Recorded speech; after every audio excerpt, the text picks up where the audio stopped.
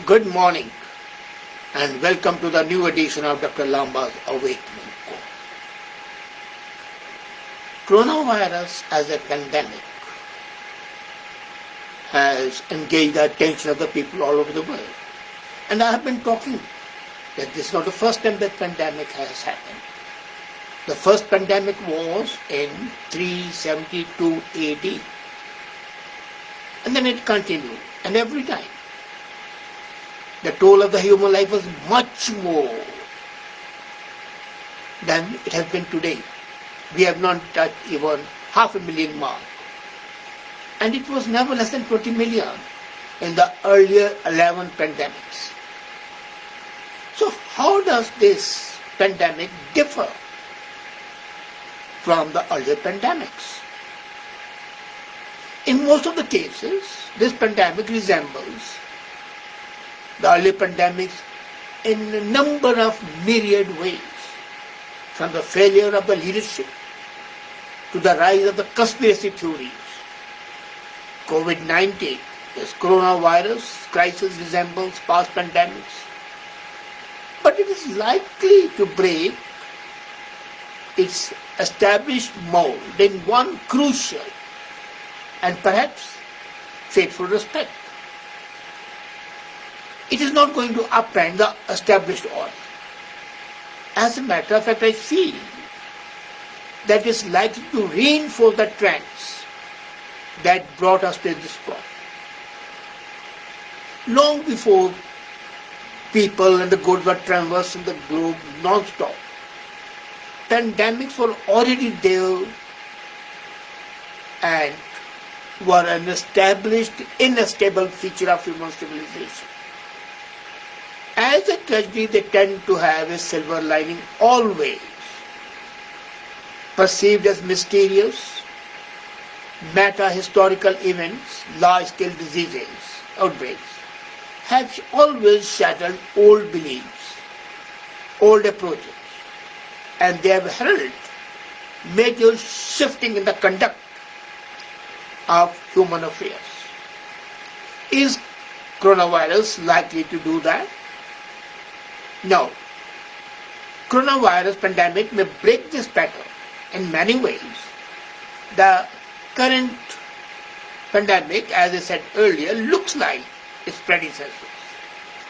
For the starters, predictable or not, diseases have always caught the authorities off guard.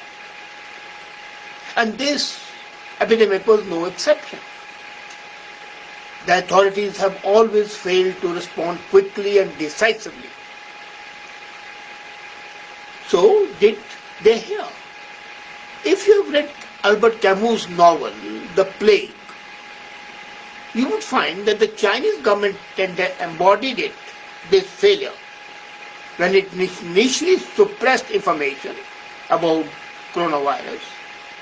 And US President Donald Trump did the same when he minimized the threat, comparing COVID-19 as recently as last month to the seasonal flu.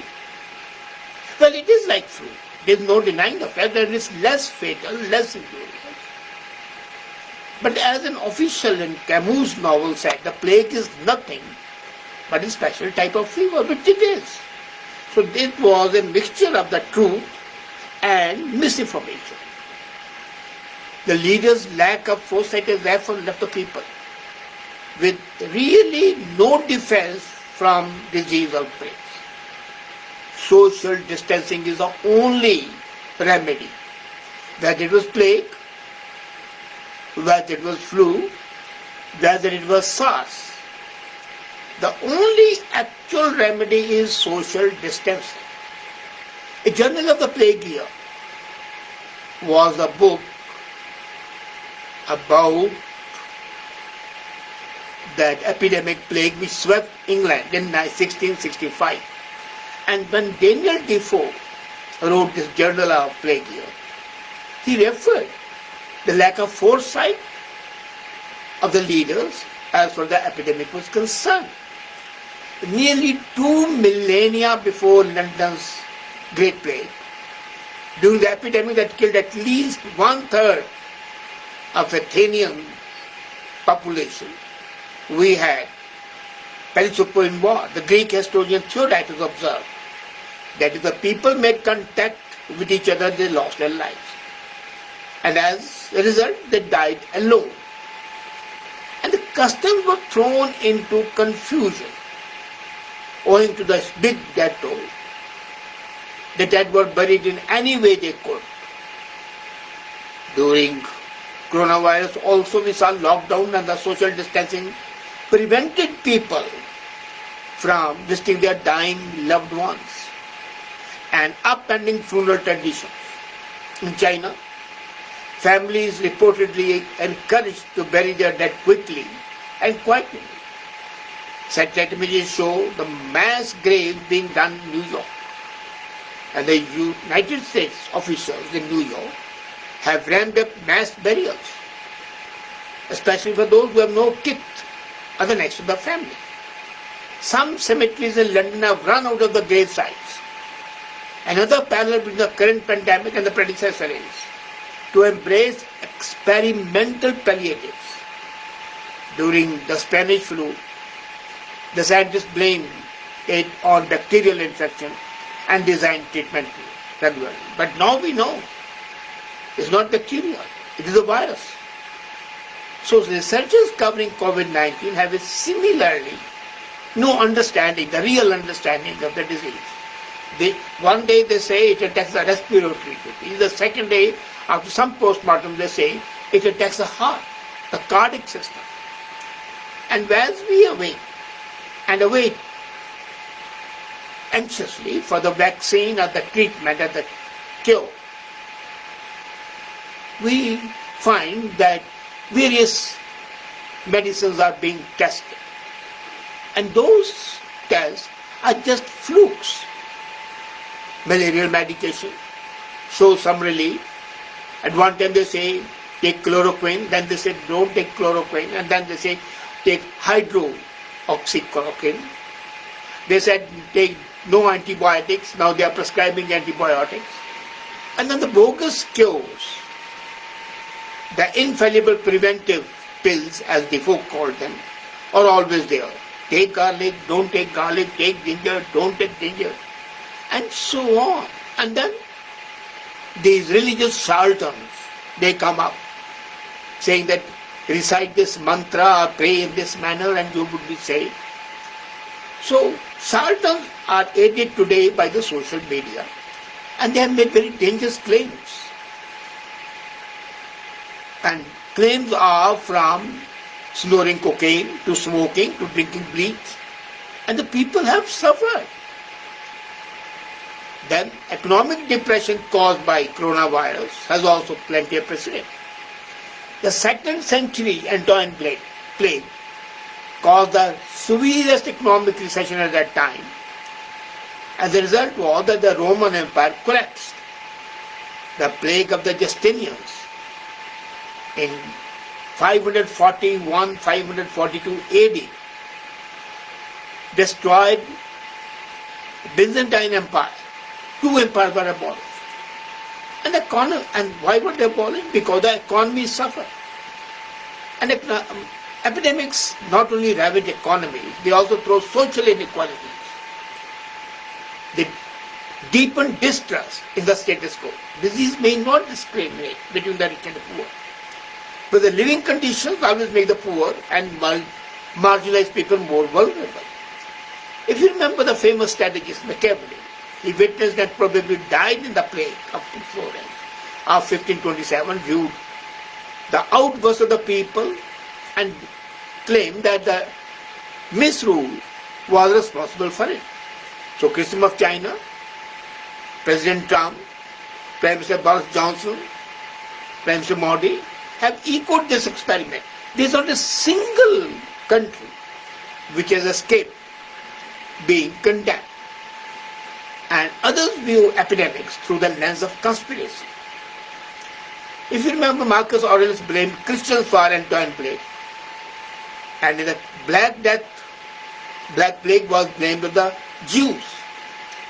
Now imagine culprits, imagine, time would tell, behind coronavirus include radiation for 5G technology, US military, Chinese military, and so on. Iran's state-controlled media has warned people not to use any vaccine developed by the Israeli scientists. And the publications in Turkey and Palestine have defined COVID as an Israeli biological weapon. USA is saying it's Chinese bioterrorism. Middle East is saying it's Israeli. And who knows, tomorrow Pakistan may say it's developed by India to destroy Pakistan. There's no limit to the conspiracies. You remember that white supremacists in Australia, Switzerland and USA have blamed the famous economist, not the economist, but the businessman, George Soros. Because Soros believes that they should have been fought on a more scientific level. So the Jewish, and he's a Jewish, so anti-Semitic element comes into it, and all the white supremacists, along with the Muslims, are blaming him. Despite this similarity, as I said, it's likely to stand out as a different pandemic. The Antoine and the Justinian plagues encouraged the spread of Christianity. You remember that? The moment these plagues happened, immediately the Christian missionaries said, well, look at, had you been Christians and not been pagans, you would have been saved. The Black Death similarly drove people towards a less religious, more humanistic view of the world. They said, well, Christianity hasn't helped. Earlier we were pagans and the pandemics were there, and now we are Christians and the pandemics are there. So, we would not be Christians anymore, at least not as fanatic as we were. So this was a shift which led to Renaissance. Now this is the most important thing. That historically, from paganism to Christianity, and from Christianity to rationalist thought, to Renaissance, the new learning. The Spanish flu, the infamous one which killed 50 million people, prompted uprisings, massive labor strikes, and anti-imperialistic protests all over the world, including India, where millions had died. And it helped galvanize the independence movement in India. They said the British government hasn't done anything. So the current pandemic, by contrast, is not doing so. It's not changing the order. It's reinforcing three pre-existing trends. Highly destructive. I don't deny it, but they are already existing. And what are they? First, like deglobalization, unilateralism, and authoritarian surveillance capitalism. All the countries are moving towards authoritarianism, as I've stressed many times in my articles and in my comments. And not only that, nationalism is more important. And the surveillance system, whether it's 5G or whether it is Arogya Setu in India, it is a step towards surveillance, the big brother coming up, watching you, and then dictatorial attitude. So it's almost immediately call for reducing dependency on the global value chain. It's already gaining traction, and now it's intensified. Efforts by the European Union to develop common strategy have exposed bloc's old division. Trump has decided to suspend funding of WHO, and they are demanding reparations from China. And under the cover of the fig of coronavirus, authorities beyond just China and Russia are trampling on liberties, the human liberty, the human rights. And the result is that global order is shifting into egocentric nationalism. And that is not compatible with peace. The pandemic has highlighted the urgent need to have a balance between the nation state and the supranational institutions. Barring that, the devastation would be real. Till now it's not real. That this status quo degenerating into dictatorial tendencies is likely to be detrimental to the social order, detrimental to the human rights, to democracy, and all that we hold good and cherish. May not be for the good of the people. Maybe the new order which is established, the dictatorial, would give people at least 3 meals a day, a house, medical coverage, or a deliverance from death. So this epidemic, a pandemic, while it resembles the earlier ones in many things, has one major difference, that here old orders do not change, but they are changing. Socially they are changing, politically they are changing, economically they are changing, but politically they are becoming harsher, more controlling, leading to nation states and maybe subdivisions of the nation states. Who knows? We have to wait and watch. Thank you.